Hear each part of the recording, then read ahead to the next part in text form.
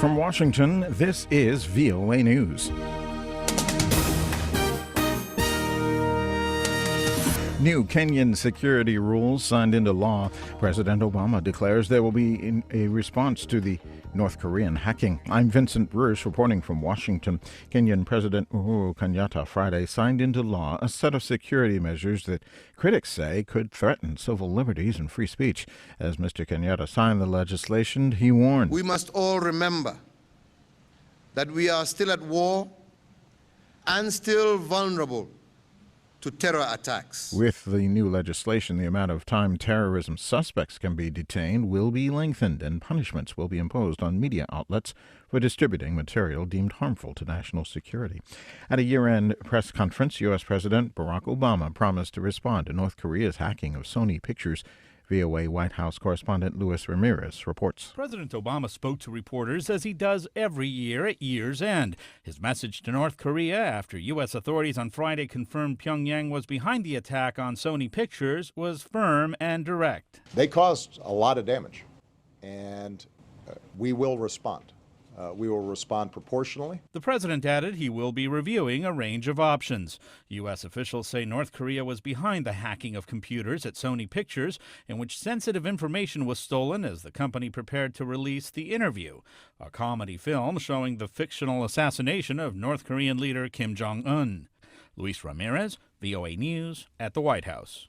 There are new reports of sporadic fighting between Iraqi Kurdish fighters and members of the group calling itself the Islamic State, delaying the evacuation of the last Yazidis still trapped on Mount Sinjar. That's according to an Iraqi lawmaker in the area. More details on this story at voanews.com. This is VOA News.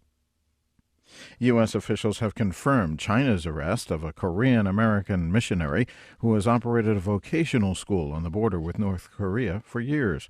A lawyer for 73-year-old Peter Hahn said his client is suspected of embezzlement and possession of fraudulent receipts. The U.S. State Department says a consular official visited Hahn Friday and will continue to provide diplomatic support. Hahn ran a Christian aid agency in an autonomous region of northeast China where he provided cross-border aid to the poor in North Korea. United Nations Chief Ban Ki-moon is touring West African nations in a show of United Nations support for the most stricken countries in the Ebola crisis. Mr. Ban visited Sierra Leone Friday, where he praised health care workers fighting Ebola as heroes. Earlier in the day in Liberia, Mr. Ban said there is reason to be cautiously optimistic the outbreak can be defeated. He said more people are gaining access to treatment and things are getting better, but he warned that just one case can trigger an epidemic. According to the World Health Organization on Friday, the number of Ebola cases is at 18,600 and the death toll at 6,900.